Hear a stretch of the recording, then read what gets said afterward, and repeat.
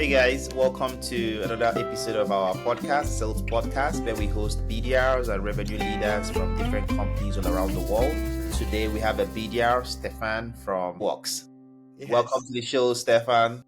Hi, thanks everybody. I'm happy to be here, Chica. Thank you for inviting me. I feel very honored to be here. Thank you so much. Thank you. Appreciate. Like I told you off camera, I'm all about supporting other BDRs because I've struggled as a BDR at some point in my career. I know how tough it could be, and for some people, starting out in tech sales could be quite cumbersome. Sometimes you don't know what to do. Sometimes you're confused as what is not working. So this podcast is just focused on trying to share knowledge, what has worked for you, how have you been able to find your way through challenges, and figure your way out basically. So the best form of learning could actually be peer-to-peer learning, listening to others who have passed through the same thing you passed through. So yeah, we're glad you're here to chat with us. First we'll start with sales strategy. Stefan, would you mind sharing with us a strategy that has worked for you over the years and that you think others can adopt?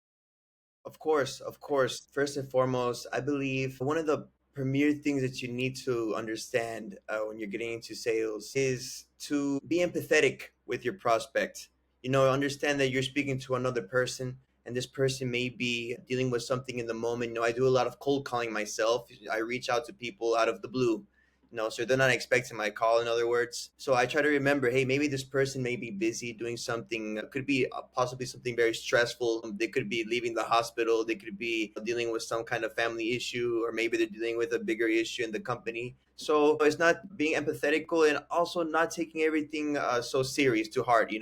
Just understand that rejecting is part of the job. Very few people want to do this job, so be proud to do the job and understand the psychology of everything. At the end of the day, it's a lot of has to do with the psychology of communication when you do this kind of job. Yeah, I love what you said about not taking things personal. So, if you're a BDR and you're on the other side, maybe you could actually act the same way as well. Yes, of course. So don't take it personal, just accept it and move on. One thing that we know for a fact as salespeople is the fact that challenges would always come. You always face challenges, you always face blockers, you would actually face roadblocks at times. So for you, Stefan, what are some challenges you face? You could mention one or two. And what did you learn from it? And also how did you figure or solve that challenge? Yeah, for sure. I think when I started working as a BDR some years ago, the first challenge was how to continue a conversation when you receive that first no with that prospect, right? They tell you you're not interested. I think most people say, okay, you're not interested. They let the prospect go, right?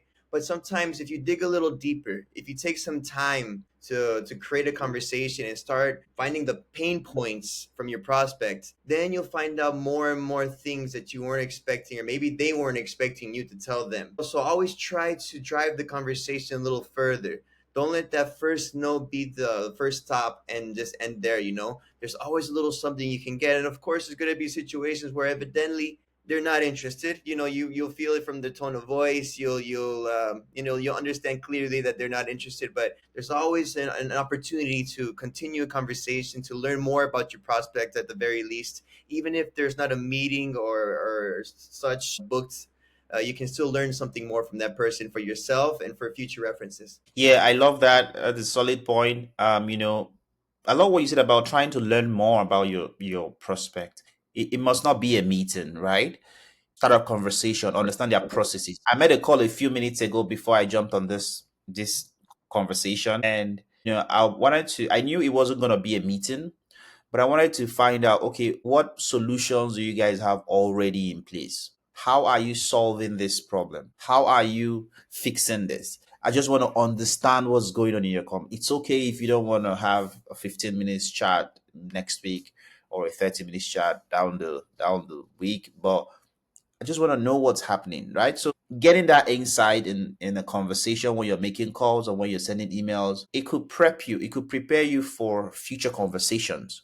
Or even when you want to come back to that account, maybe you want to call them again after 2 months or 3 months. It's more like you're building on what you know already. So you're calling them, oh, I know you use this software. How has it been going? So I appreciate that point you made about understanding what's going on, finding out what they are doing, and that could give you something to learn from, and then you could continue building on it. Another area I wanted to ask you, Stefan, is around the habits you've basically built or cultivated that has helped you. What small habits, what steps, daily steps have you taken that has helped you to keep improving as a BDR, or even continue to get better as a person? Yes, for sure.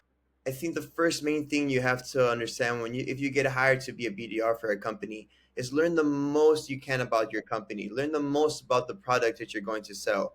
I think this will give you the confidence. So when you finally get into that cold call, just to learn the ins and outs of what you have to offer, and the prospect will appreciate that. They like the details, because you have to understand we have your if you get signed, or excuse me, if you get hired to a company, you most likely have to deal with a lot of competition. And that person, that prospect probably received a lot of calls from a different competition. And you have to understand, how do I stand out outside of this competition? How does my product make it different from their product? And of course, you want to practice your pitch a lot. You want to practice your pitch to a point it's like memory. I remember when I started as a BDR, I would tell my friends the pitch. We would be out somewhere, and yeah, I would just, hey, you want to hear my pitch? And I would just practice my pitch with them, and they would give me feedback. Hey, how did it sound? What do you think? You think that sounds pretty good? Did I sound too salesy? Did it sound natural? You don't want to sound too salesy. You want to sound like confident. You don't want to sound like you're trying to take someone's money right from the get-go. You want to build that bond, build that relationship. Make sure you take that weight off of your prospect's shoulders to make them feel comfortable throughout the whole situation. It makes a lot of sense, Stefan, because sales is human to human. If you want to talk to someone at the bar, you don't need to, think so much an outside conversation. Basically, it's like, hi, how you doing? Something like that. So I love the fact that you understand that sales should be, you should humanize it.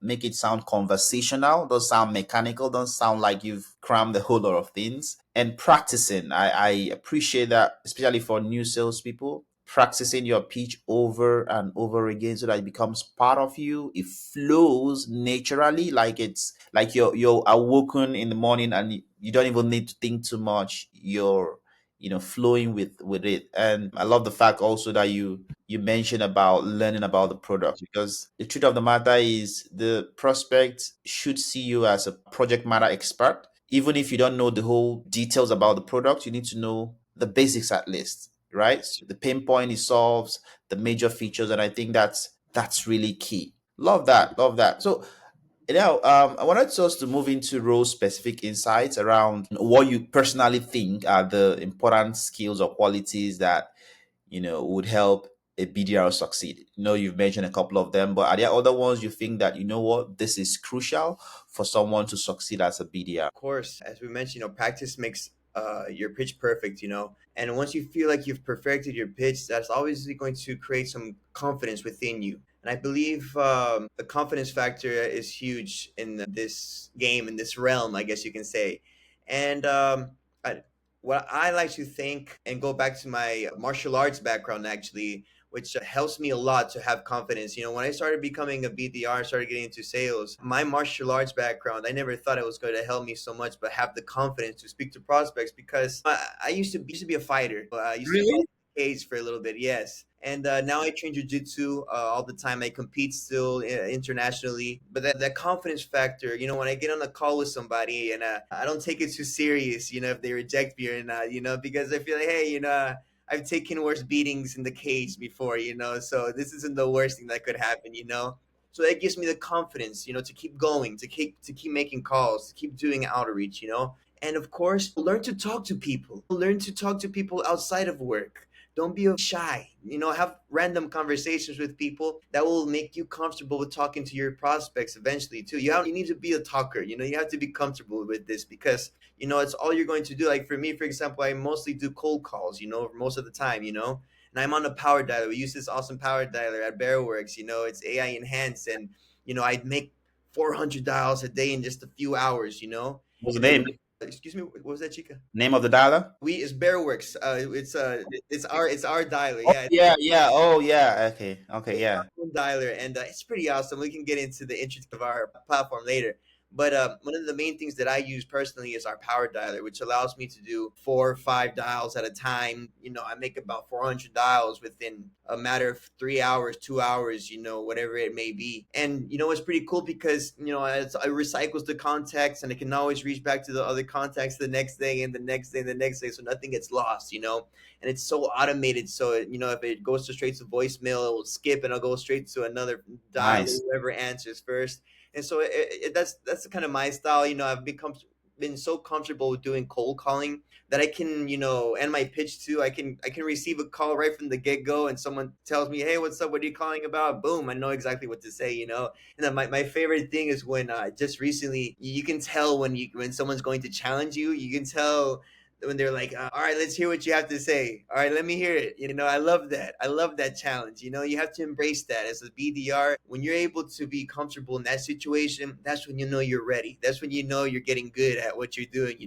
So, practice makes perfect. Talk to a lot of people. Find things outside of work that help you gain that confidence. For me, it was martial arts. Maybe for you, it might be something else. If you need to take a jiu-jitsu class, I definitely recommend it. Of course, I love it. I've been training for many, many, many years now, almost half of my life now. So yeah, I think that'll definitely help. But do what works best for you. Everything works different for everybody. I like the point you made about being confident. Like it's important. It has, for me, confident has a link to resilience, right? So when you're confident and you speak to a lot of people, you're resilient. Even if you get beat down, you're back again. And it's exciting how a lot of athletes are really doing well in sales, right? You have a background in martial arts. I've seen, other athletes, veterans as well that are getting into sales and they're doing excellently well, right? Because they've had it worse. They've been beat down, like you said, a couple of times, and they're like, okay, we're gonna try again, right? Which is what sales is all about, right? Sales is Yeah, like war. Basically, you're going to war. You're like the frontline soldier, and whatever it is, you're gonna make it work. So that can do attitude, that willingness to try, to keep going, to keep going, to keep trying again and again is actually what makes salespeople stand out. Thank you so much for highlighting that and also putting Bearworks on the map about the fantastic dialer you have. yes. We use Concert at the moment, and I've also used Aurum as well. I'm We yet to try we're very Bearworks, familiar. so maybe very soon I'll get to try how Bearworks works. And You're more than welcome, Chica. No problem. No problem. awesome, awesome, awesome. All And right, so actually, Chica, I want to go back to what you mentioned about resilience, which is very important. One thing I've always preached about ever since I started becoming good at the BDR job was having patience and persistence. Once you have this combination of mentality in your mind of patience and persistence, it's going to come. It's going to happen. You're not going to book the meeting every day. You're not going to book 3, 4 meetings a day. Sometimes it might happen. And if it does happen, be thankful. It's a great day. But just trust the process. It's going to happen. Be patient and patience and persistence, which basically is resilience. But yeah, that's I wanted to get to that. Yeah. that's really a great addition, Stefan. Our next area is around tools and technology, which we've also touched a little bit. I wanted you to highlight a lot more on the tools you've used and how little things you've done with those tools that have really helped you move from point A to B. Of course, man, I use so many tools here. We can start just by using LinkedIn Sales Navigator, power dialers like Kixie, like our own power dialer that we use at Bearworks. We used Orem, Hooks, we used Apollo, of course, to do prospecting, Zoom Info to do prospecting, Seamless to do prospecting. Man, I feel like I've used all of them, right? But the main things that I feel like every BDR team or business development team has to have is a solid prospecting platform like Apollo. I love Apollo. I was like, when we use Apollo, I was a professional at using Apollo. I can find prospects very easily, but there's other ones too that are very good. And power dialers. If you're a guy like me who Mhm. doesn't mind making these hundreds of dials a days, and you're very comfortable with your pitch, and it doesn't matter who answers the phone, you just answer the phone and you say your pitch. I think power dialers are awesome because they save you a lot of time, and you can do a lot of outbound in that little time. And our hours, for example, like I mentioned, you can recycle the contacts, and then eventually you get to the contacts you need to reach to, and It does all sorts of cool stuff. AI is doing some amazing stuff nowadays with the software and the platforms. Of course, our platform specifically, I think many prospects are confused with maybe it's a robot takeover. Maybe it's gonna be like a robot talking to you now, and it's like that's not the case. We actually use the AI enhancement to help us humans to have that human to human conversation. It's just the process that it facilitates. It doesn't make my doesn't take away from what I do as a human being for another human being. You understand? I agree. I agree. The element of AI makes it saves us time. It makes the sales job a little bit easier because I remember when a few years ago, 3, 4 years ago, when we're doing manual research on prospects. Like if you've got like 50 prospects, you probably want to email or you want to call. We do it manually. We have to manually research on each of the prospects to get a resource on the internet that we'll use to personalize our outreach. But nowadays, it's easy to personalize emails because you've got tools that will do that at scale. So AI is, of course, is here to stay. We just need to be able to leverage it, use it to your advantage, use it to save your time, use it to get better at your processes. And all that. And I'm glad you also reemphasize the importance of dialers, right? So any salesperson listening you have to use a dialer. You just You have have to. to. You You have just to. have to, I man. I did get to there was one point that I was using doing manual dialing, just one by one, but it was taking so long, and sometimes you don't answer, you get straight to the voicemail, or you get to a gatekeeper, which would be considered someone like a desk job person, and then usually if you're a BDR, when you usually talk to these people, it usually doesn't really lead to anything. Yeah. But it's part of the job. It's part of the job, and you have to understand that as soon as you talk to these people, you're like, all right, this is what it's gonna be. Yeah, send them the email, let them know I called. Whatever you suppose you're gonna do for us. Just appreciate that. They just appreciate the help, anyways. Again, be empathetic. This person's doing their job. You're doing your job, and that's all it is at the end of the day. I agree, Stefan. What comes to my mind now is around because sales is, of course, we know sales is relationship driven. Are there things that have worked for you when it comes to maintaining relationship with prospects? Are there things you've done? Are there tips you would share that could help us learn on how to maintain relationship? And yeah, Absolutely.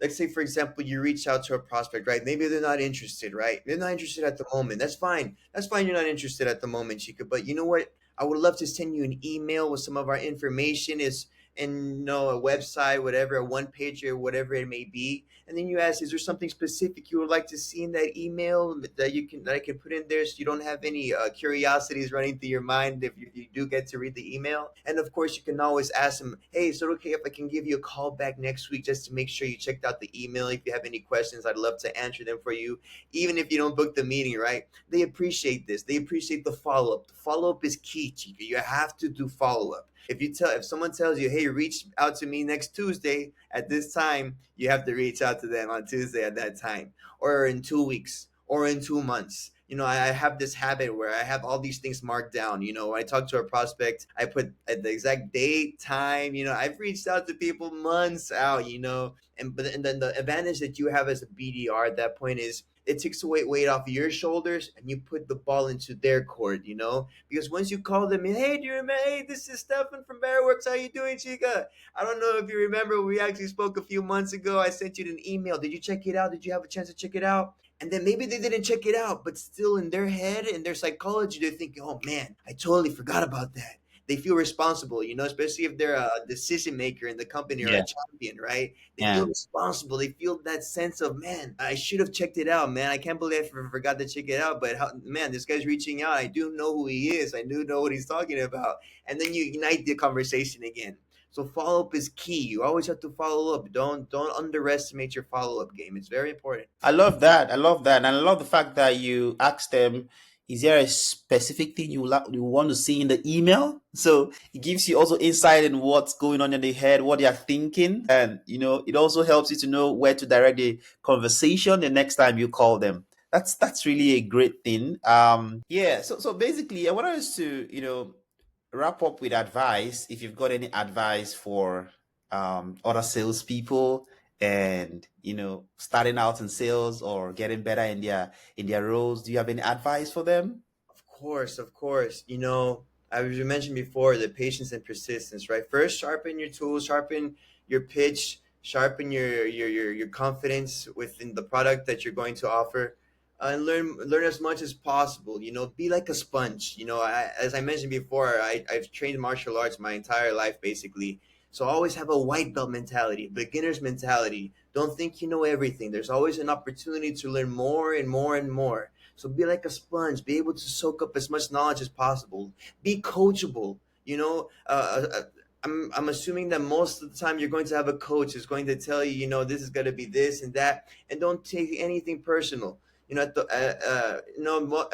the time that person is just trying to help you. They're trying to do their best so that you can improve as a BDR. I've had great coaches in the past, and I never took anything personal to what the criticisms were towards me. I always understood that they just wanted me to see better. They always saw a potential that I could be better. So always look at it at that form. Don't look at it in a bad way. Look at it as a way at, wow, they want to help me because they see some potential that I can actually be better. So take advantage of that. Be open minded to learning more, to improving. Be patient and persistent. Resilience is important in this game, and yeah, don't take things too serious. It's a job that most people don't want to do. It's a Yeah, I it's a agree. difficult job, Very but difficult. you're doing it. So be tough, be hang in there. Your time will come. And that's fine. And also, I would also recommend, if you're going to get into a certain industry, at least understand what industry you're going to get into. Don't get into just some random thing that you're not interested in. You have no idea what it's about. Obviously, there's going to be an advantage if you can correlate and have some kind of relationship with this industry that you know already. Like, for example, my first job that I had as a BDR was with a company called Cimera. And Okay. what we would sell is a Latin American talents, basically outsourced talents in Latin America to Yeah. countries, to United States and Canada. Mhm. So Yeah. for me, it was very easy because I was actually working in Managua, Nicaragua at the time. Oh, okay. Yeah, and so when I would call the prospects and they would hear me and they're like, "Yeah, you can have a guy just like me work for you for half the price than you would hire someone in Canada and the United States. What do you think about that?" You Yeah. know? And so they would always be interested because they understand, they could feel the confidence and the tone of voice, and everything. Also, tone of voice when we go to that communication skills. Your communication skills have to be sharp. Knowing that, slowing down your conversation is going to make a big difference. You don't want to have excuse my language, mouth diarrhea, as we say, Yeah. a prospect will be like, all right, this guy's maybe a little nervous, he's a little anxious, he doesn't sound confident. So be able to flow in the conversation, right? The tone of voice has to be nice, it has to be soothing. It doesn't have to make you don't have to sound like a Like, nice singer like at all, right? But you have to. yours, suiting like yours. Yeah, it's something like mine. Something like mine. But find your style. Find what works best for you. Some people are good at cold calling. Some people are better at cold emails. Some people are good at sending direct messages on LinkedIn. Find what works best for you, but don't leave one out because you're good at the other thing. That all counts at the end of the day. And don't forget to do the follow up. Create these bonds, a relationship with these companies, especially if you're a startup company like us. We like to focus on building relationships first. We understand we're the little fish in a pond of big sharks, big whales. But we need to get it start somewhere. Just like every other startup company. Baby steps, baby steps, baby steps, and sooner than later, we're hoping to get those big steps to be with the big sharks. And now we're here. But be patient with the process. It's all gonna happen. Don't worry. Have faith. Always have faith, and be thankful for everything. Great advice, Stefan. Great advice. I learned a lot of these few minutes we've chatted. Thank you so much for making our time to be here. Appreciate you, and hopefully we'll have you back again, maybe a few months down the line to chat some more on new strategies. Probably by then you're an account executive, and then we could, Oh look man. at strategies. Anytime, Chica. I really appreciate you reaching out to me, for inviting me here, brother. I really do. Thank you so much. All the best to you. All the best to your career, life, your family, your faith, everything, brother. We're all in this together. You know, we can meet eye to eye here in these conversations, which is beautiful. And I thank you so much, Chica. Thank you. Thank you, Stefan, and see you soon. Have a great one. You too.